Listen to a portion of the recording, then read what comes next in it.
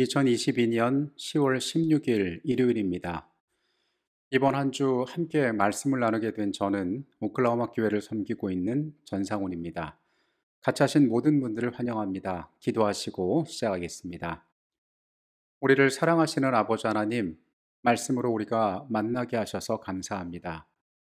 우리가 주의 말씀을 열 때에 성령께서 함께 하심으로 하나님께서 우리 각자에게 주시고자 하는 귀한 기별들을 깨달아 알도록 하여 주시옵소서. 주님, 죄되고 연약한 우리의 삶을 아십니다.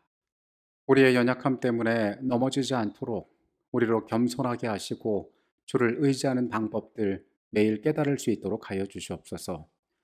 연약한 인생이 주께 영광을 돌리는 삶을 살기 원하오니 하나님 말씀 가운데 또한 사명을 발견하게 하시고 그 가운데 우리가 만족하고 감사하도록 주님 우리의 생애에 함께하여 주시옵소서. 거룩하신 예수 그리스도 이름으로 기도합니다. 아멘. 활구자 승어 사정승이라는 말이 있습니다. 이 한문의 뜻을 풀면 살아있는 개가 죽은 정승보다 낫다라는 뜻입니다. 때로 사람의 운명이 인생에서 수많은 고통을 만나고 태어나지 않았더라면 겪지 않아도 될 일을 겪지만 그래도 숨쉬고 살아있는 것이 죽음보다는 훨씬 낫다는 말입니다. 이것보다 좀 더 솔직한 표현의 한국 속담인 개똥밭에 굴러도 이승이 좋다라는 말도 비슷한 의미입니다. 아무리 천하고 고생스러운 삶이라 하더라도 그것이 죽음보다는 나을 것이라고 이야기하는 것입니다. 이 모든 이야기들은 그 중심에 사람이 죽게 되면은 그 모든 것들이 다 소용이 없다는 의미를 내포하고 있습니다. 죽음은 모든 것을 빼앗아가고 삶에 있어서 더 이상 어떠한 희망도 개선의 여지도 갖지 못하게 된다는 의미를 담고 있습니다. 사람들은 그래서 죽음을 두려워합니다. 죽음과 바꿀 수 있는 그 어떤 가치도 세상에 없다라고 이야기합니다. 사람들이 이 죽음을 두려워하는 가장 큰 이유는 그 이후의 세계에 대해서 그들이 알지 못하거나 확신하지 못하기 때문일 것입니다. 우리 중 누구도 경험하지 못한 상태, 그곳으로 들어간 사람 중 아무도 돌아오지 못한 그 세계를 생각할 때에 막연한 공포가 사람들에게 있을 수밖에 없기 때문에 그렇습니다. 그러나 그리스도인들에게 참으로 다행스러운 것은 우리는 성경을 통해서 죽음과 그 너머의 세계에 대해서 배울 수 있다는 것입니다. 성경은 우리를 향하여 죽음이 우리의 삶의 끝이 아니라고 이야기하고 있습니다. 예수 그리스도의 부활은 우리에게 새로운 소망을 선물합니다. 그러나 예수께서 이 땅에 오셔서 십자가에서 죽으시고 부활하기 이전부터 그 소망이 세상에 존재했음을 우리는 구약 성경에서 확인할 수 있습니다. 구약의 말씀 가운데 믿음의 선조들은 그들의 살아가는 세상에서 경험할 죽음 너머의 세계를 바라보았음을 우리가 보게 됩니다. 오늘의 주제는 내가 하나님을 보리라입니다. 욥기 19장 25절로 27절까지의 말씀입니다. 내가 알기에는 나의 대속자가 살아계시니 마침내 그가 땅 위에 서실 것이라. 내 가족이 벗김을 당한 뒤에도 내가 육체 밖에서 하나님을 보리라. 내가 그를 보리니 내 눈으로 그를 보기를 낯선 사람처럼 하지 않을 것이라. 내 마음이 초조하구나. 욥은 인간이 겪을 수 있는 생명을 제외한 가장 극한의 고통을 맛보았던 사람이었습니다. 그리고 그가 가장 극한의 고통에 다다랐을 때에 자신의 마음에 진심을 내뱉습니다. 이것은 언뜻 보아서 정상적인 사람들이 하는 말처럼 보이지 않습니다. 왜냐하면 죽음은 삶의 최종적인 단계이고 죽음과 교환할 수 있는 가치는 아무것도 없기 때문에 그렇습니다.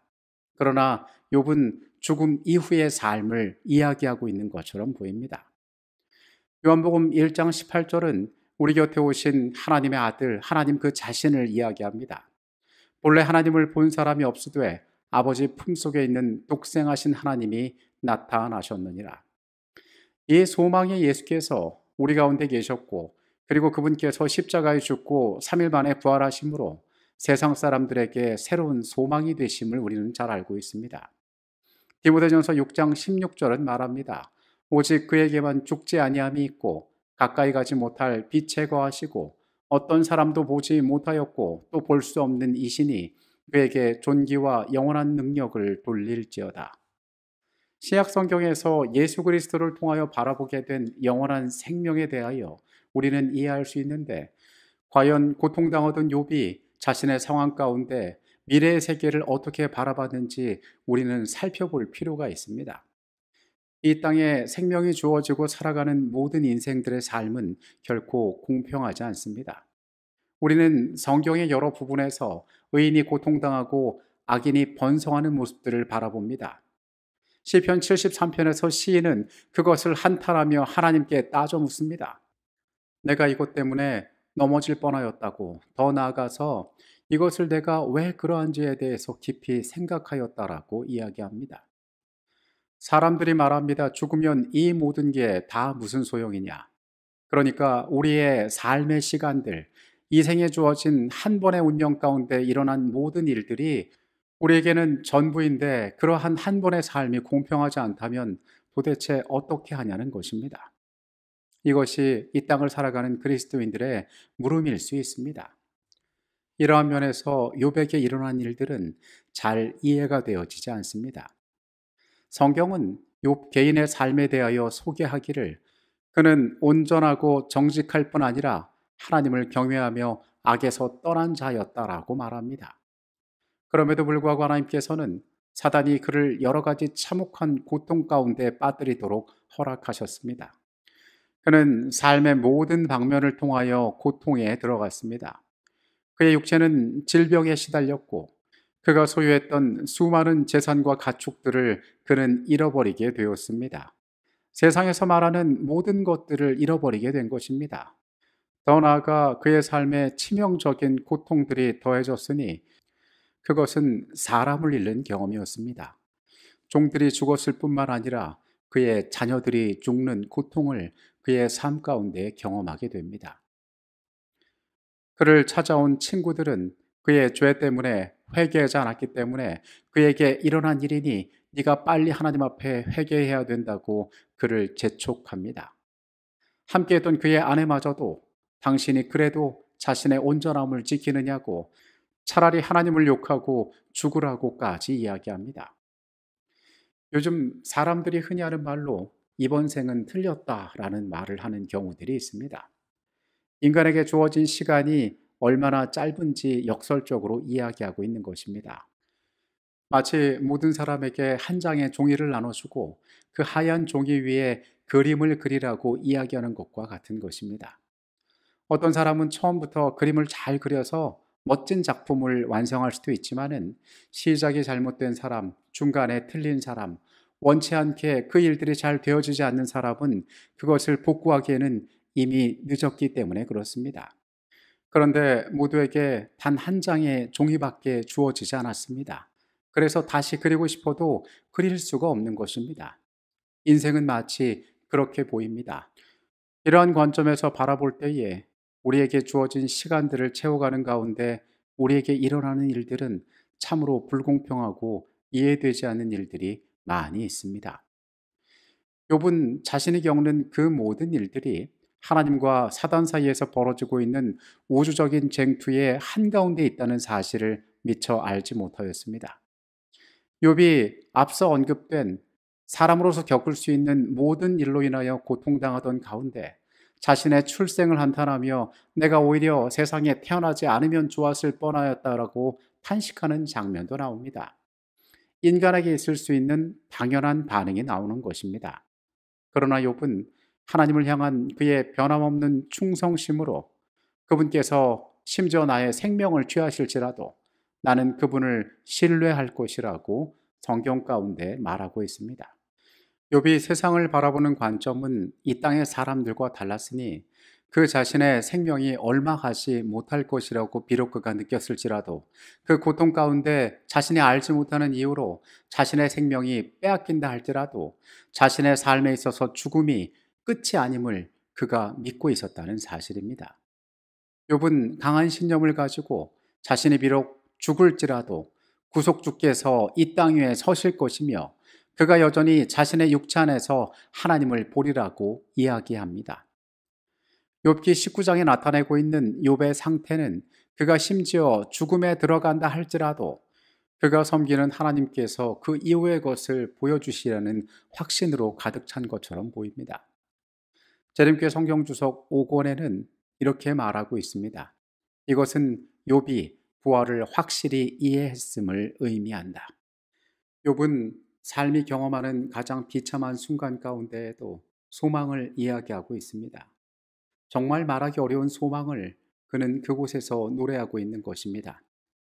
질병과 고통, 경제적인 몰락과 사회적인 비난, 그리고 그 마음 가운데 희망이라고는 보이지 않는 깊은 절망 가운데에서도 욥은 다가오는 죽음 가운데의 공포에 압도되지 않고 사랑하는 구속주를 보게 될 날을 고대하고 있는 것입니다. 부활에 대한 욥의 확신은 수세기 후 마르다가 예수님께 나사로에 대해 이야기할 때도 반복되어 나타납니다. 마지막 날 부활에는 나사로가 다시 살아날 줄을 내가 아나이다. 그녀의 대답은 그 자리에서 예수께서 바라시던 대답은 아니었습니다. 왜냐하면 예수께서는 다시 한번 죽음 가운데 그의 오라비를 불러내실 것이었기 때문입니다.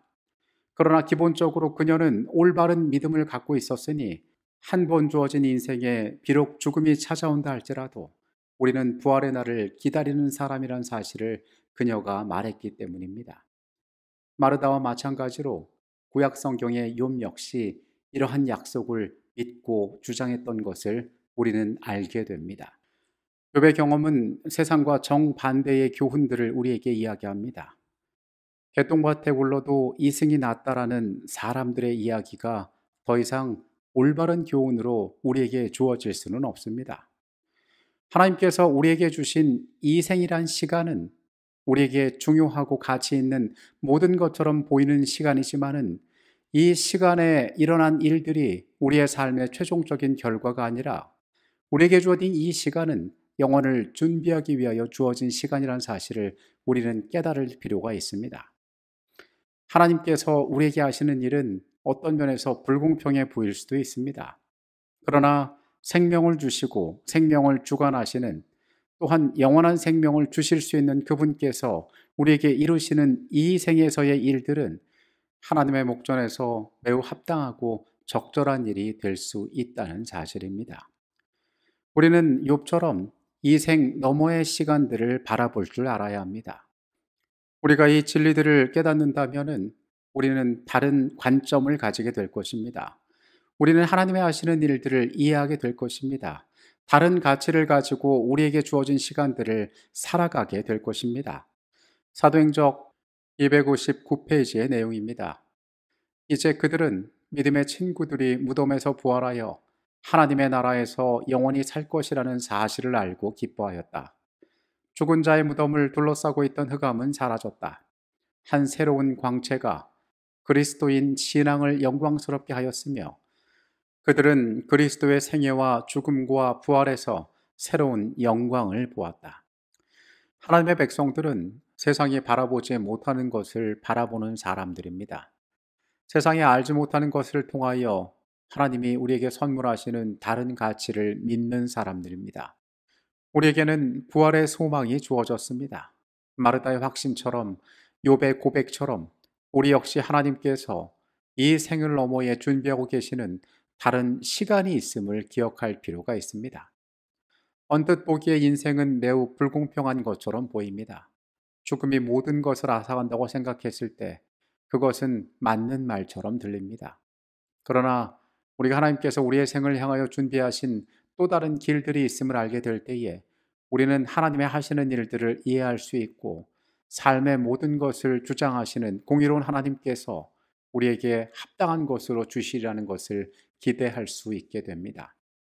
죽음의 두려움이 이 세상을 지배하고 있습니다. 그 막연한 공포 가운데 사람들이 여전히 눌려 있습니다. 말씀 가운데에 우리의 생애에 나아갈 길들을 발견하고 하나님께서 보여주시는 그 길들 앞에서 우리의 생애의 귀한 가치들을 발견하는 한날의 삶이 되시기를 바라겠습니다. 기도하시겠습니다.